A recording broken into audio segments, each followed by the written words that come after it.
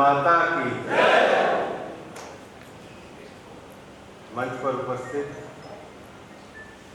Bharatiya Janata party के हमारे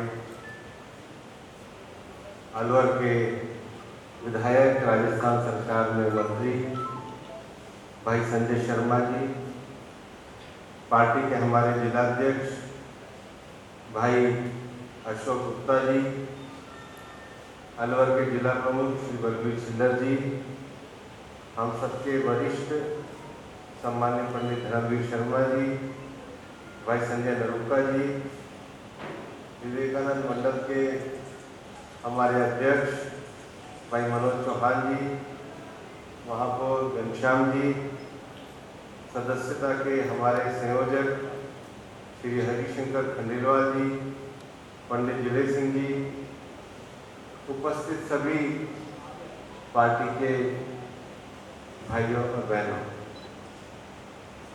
कल से पार्टी का सदस्यता अभियान प्रारंभ हुआ है। 2014 के बाद हम लोग पुनः अपना नया सदस्यता अभियान प्रारंभ कर रहे हैं। देश में अगर किसी पार्टी में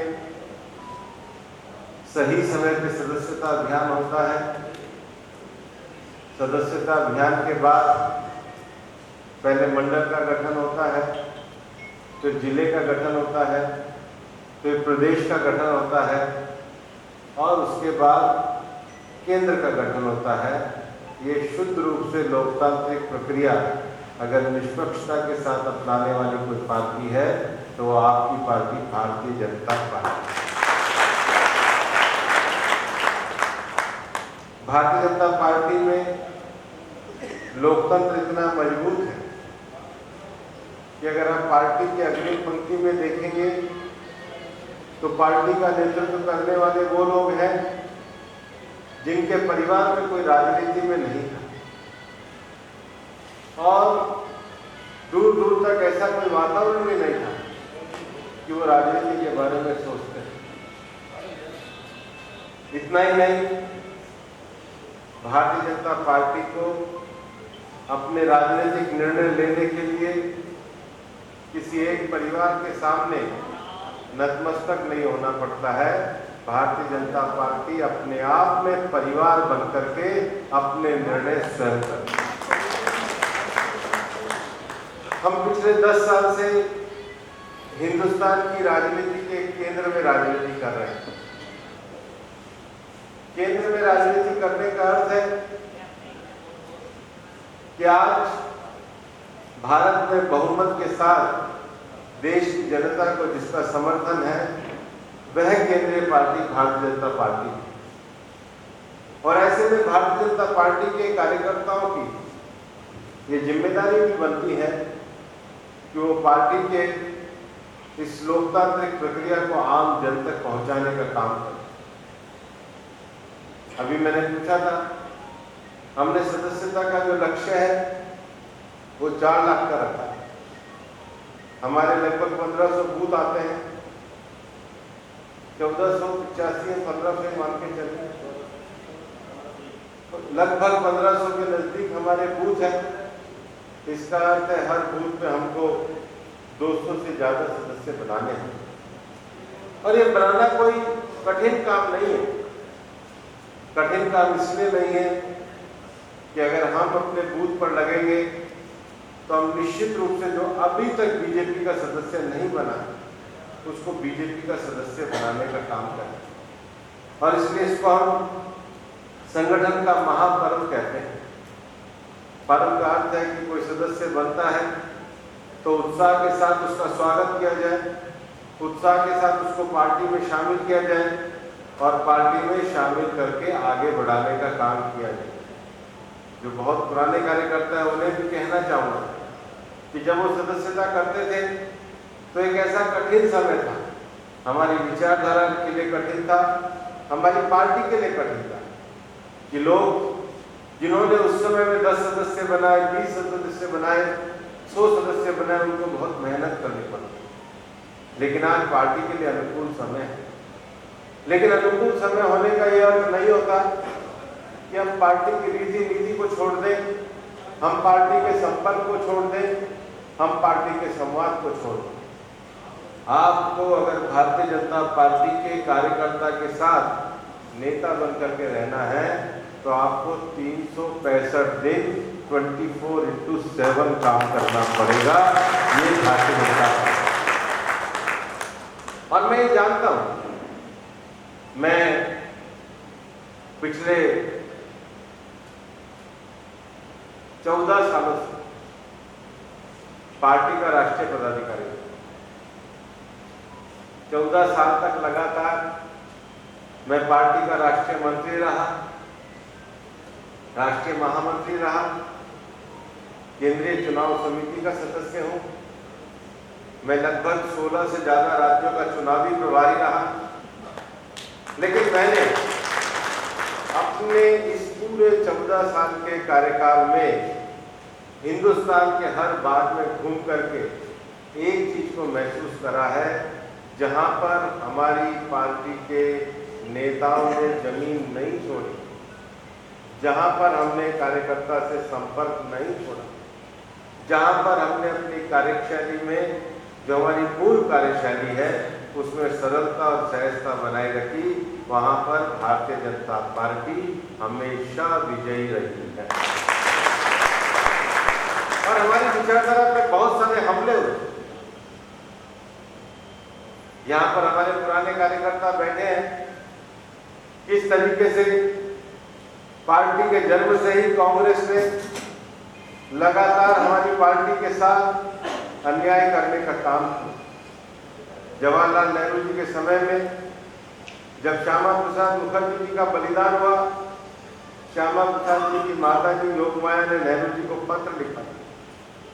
एक सांसद, संविधान सभा का सदस्य, एक पार्टी का राष्ट्रीय अध्यक्ष एक आंदोलन में गिरफ्तार होने के बाद रहस्यमय तरीके से मरता है, लेकिन देश के तत्कालीन प्रधानमंत्री ने उनका जवाब देना भी उचित नहीं समझा। लेकिन हमने कभी भी देश के ऊपर कोई संकट आया हो, भारत के खिलाफ कोई षड्यंत्र हुआ हो, केंद्र में चाहे जो भी सरकार रही हो, हमने उसको हमेशा देश हित में समर्थन देने का काम किया। देश के मुद्दों, देश के लोकतंत्र को मजबूत करने के लिए, जहां लोगों के अधिकारों के लिए लड़ने का काम था, भारतीय जनता पार्टी ने लोगों के अधिकारों की लड़ाई को भी लड़ा। और यही कारण है, इमरजेंसी के दौरान यहाँ धर्मदेव जी बताएंगे किस तरीके से रातों रात हमारे लोगों को मीसा के अंतर्गत बंद किया गया। लोगों के घर बार परिवार पूरी तरीके से बर्बाद करने का काम ये कांग्रेस के शासनकाल में किया गया। लेकिन हम लोग कभी भी देश के प्रति अपनी निष्ठा को लेकर, अपनी सेवा को लेकर कभी भी विचलित नहीं हुए। और उसका परिणाम हुआ कि देश में 79 में पहली बार, 77 में पहली बार गैर कांग्रेस की सरकार बनी। गैर कांग्रेस की सरकार में बहुत सारे दल आए थे और बहुत सारे दलों में आने के बाद भी संघ के विचार से जुड़े हुए जो लोग थे, उनके ऊपर तरह तरह के विषयों को उठाने का काम किया। 80 में उसके कारण भारतीय जनता पार्टी का जन्म हुआ। 84 में हम दो लोग थे। 89 में और 90 में हम देश के मुख्य विपक्षी दल बन के उभरे और उसके बाद अटल जी के नेतृत्व में गठबंधन की सफल सरकार चला करके भारतीय जनता पार्टी ने देश को आगे बढ़ाने का काम किया। पिछले 10 सालों में प्रधानमंत्री नरेंद्र मोदी जी के नेतृत्व में देश में गरीब कल्याणकारी काम को आगे बढ़ाने में हम सफल रहे हैं। आज जो देश में हम हाईवे देख रहे हैं, मेडिकल कॉलेज देख रहे हैं, प्रधानमंत्री आवास देख रहे हैं, कल्याणकारी कार्य देख रहे हैं, लोगों तक जनधन के खाते के माध्यम से हम लोगों तक सरल तरीके से सरकार के लाभों को जाते हुए देख रहे हैं। ये प्रधानमंत्री नरेंद्र मोदी जी का ईमानदारी, दृढ़ता, ईमानदारी के साथ काम किए हुए शासन का परिणाम। आज जनधन खाते को देश में 10 साल पूरे हुए हैं, हम लोगों के मूल जीवन में बदलाव लेकर के आए हैं। हम उन कानूनों में बदलाव लेकर के आए हैं जिन कानूनों को कभी लोग टच भी नहीं किया करते। हमने 370 को तोड़ करके देश को एक करने का काम किया। 500 साल पुराने राम जन्मभूमि के विवाद को समाप्त करके भगवान राम के मंदिर को निर्माण करने का काम भी भारतीय जनता पार्टी ने नरेंद्र मोदी जी के शासनकाल में करने का काम किया। अभी संसद में हम लोग वक्फ एक्ट लेकर के आए। विपक्ष के लोग बहुत तरह का हल्ला गुल्ला बचाने का काम करते हैं। भारतीय जनता पार्टी ने कभी भी किसी भी कानून में कोई भी संकोच नहीं किया है। हमने कानून को संसदीय समिति के पास एक समीक्षा के लिए भेजा है। कार्यकर्ता मेरे से पूछते हैं कि वक्फ का कानून क्या है। मैं आपको ये बताना चाहूँगा कि हम दुनिया के सभी देशों में वक्फ की संपत्ति का बेहतरीन उपयोग कैसे हो सकता है उसको करने का काम करते हैं। भारतीय जनता पार्टी ने इस कानून को महिलाओं को सम्मान देने के लिए बनाया है। पहले एक वक्फ पर औलाद हुआ करती थी कि अगर कोई भी आदमी चाहे तो संपत्ति का वक्फ कर सकता था, लेकिन अब कानून में इस बात को रखने का प्रावधान किया है कि अगर संपत्ति अधिकार के हिसाब से उनकी पत्नी जिंदा है तो उसके अधिकारों की रक्षा उस कानून के अंतर्गत होगी। हम ये महिलाओं के अधिकारों की रक्षा चाहे किसी भी धर्म में हो सबकी समान रूप से करने की बात भारतीय जनता पार्टी करती है। अब भी किसी को भी वक्फ करने के लिए केवल ये कहना नहीं होगा कि वो इसका यूजर है, उसको अपना मालिकाना हक देना होगा। सारी प्रॉपर्टी का डिजिटल रूप से वह एक रजिस्ट्री बनाई जाएगी ताकि किसी भी प्रकार का विवाद ना हो। हम विवादों को समाधान करने के लिए देश में एक नई राजनीति की शुरुआत करना चाहते हैं। और अभी हाल ही में हमारे देश में एक नए बजट को जो हम लेकर के आए हैं उस बजट में बहुत सारे विषयों को आगे बढ़ाने का काम किया है। आज एक और अच्छी बात हुई है कि अलवर में कट्टी घाटी से जब हम उतरते थे तो ऐसा लगता था कि एक दोनों तरफ पहाड़ के बीच में आते थे। हमारे संजय शर्मा जी के प्रयासों से अब जैसे ही आप घाटी से उतरोगे तो आपको बहुत सुंदर श्याम द्वार बना हुआ नजर आएगा। उसका शिलान्यास और उस घाटी के एक तरफ भारत सरकार के कैंपा की योजना से आज हमने मिलकर के नगर वन का उद्घाटन किया है। 5 हेक्टेयर के नगर वन में 3500 पेड़ लगाए जाएंगे। तो एक तरफ देखा जाएगा कि जो अच्छे पेड़ लगे हुए किस शहर में उतर रहे हैं तो लोग कहेंगे अलवर में उतर रहे हैं। और दूसरी तरफ का जो क्षेत्र है उसमें राजस्थान सरकार के द्वारा बायोलॉजिकल पार्क बनाने की मंजूरी दी गई है। इस बजट में उसको पास किया गया है और उसको भी आगे बढ़ाने का काम हम करने वाले हैं। और मेरा पार्टी के लोगों से कहना है कि आने वाले 17 सितंबर को भी एक अभियान माननीय प्रधानमंत्री जी का जन्म दिवस भी है, लेकिन पार्टी के लोगों को सेल्फ रूप से आगे बढ़ करके एक पेड़ माँ के नाम अभियान को आगे बढ़ाने का काम करना चाहिए।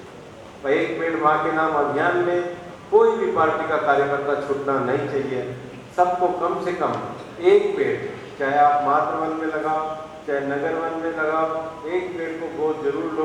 हफ्ते में एक दिन जरूर देख करके आओ। आपका लगाया हुआ एक पेड़ यहाँ की हरियाली को बढ़ाने में, ऑक्सीजन को बढ़ाने में सहायक सिद्ध होगा और लंबे समय तक आपके माँ की स्मृति में वो पेड़ इस धरती को छाया देता रहेगा। इसलिए ऐसा पुण्य जरूर करिए, एक पेड़ माँ के नाम जरूर रखिए। आज इस अवसर पर वैसे तो मैं आपसे बीच में बहुत बार लगातार मिलता रहा हूँ, लेकिन मैंने कहा था कि एक बार मंडलों में जाकर धन्यवाद जरूर दूंगा।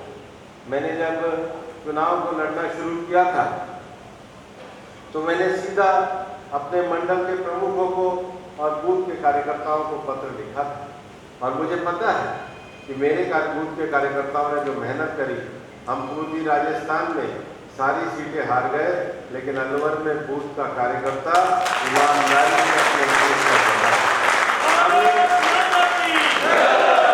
लोकसभा के चुनाव में ये भी तय करके बताया कि उम्मीदवार कोई एक जाति का नहीं होता, उम्मीदवार कोई एक समाज का नहीं होता। भारतीय जनता पार्टी का जो उम्मीदवार होता है वो सर्व समाज का नहीं होता और उसके जो काम करने की प्रणाली, उसका जो काम करने का तरीका होता है वो सर्व समाज के लिए होता है। और इसलिए भारतीय जनता पार्टी की इस परंपरा में रहकर इस काम को करके मैं अपने आप को गौरवान्वित महसूस करता हूँ। और विशेष रूप से आज केवल विवेकानंद मंडल में उपस्थित हुआ हूँ, सभी कार्यकर्ताओं को हाथ जोड़ करके तहे दिल से धन्यवाद देना चाहता हूँ। आज हमारी सदस्यता है, आप सबके हाथ में मोबाइल होगा, कृपया अपना मोबाइल निकाल दीजिए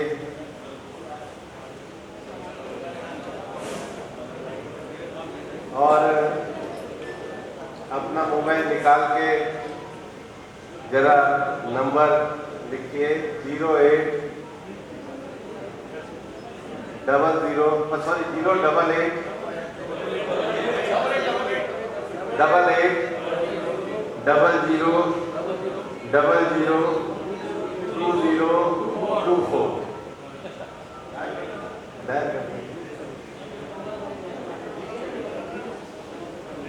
आगे SMS 8800002024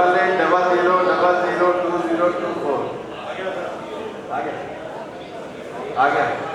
आपने तो पहले से भर रखा है, अभी वाला का नहीं है, ये रिकॉर्ड वाला है। आ गया। आपको एक SMS आया होगा, SMS में आपका लिंक आया होगा, फोटो भी आ गया। बधाई भाई। तो भारतीय जनता पार्टी का सदस्य बनने के लिए आप सबको बहुत बहुत बधाई। और सदस्यता अभियान को अपने अपने बूथ पर जाकर के शुरू करिए। जय हिंद, जय भारत।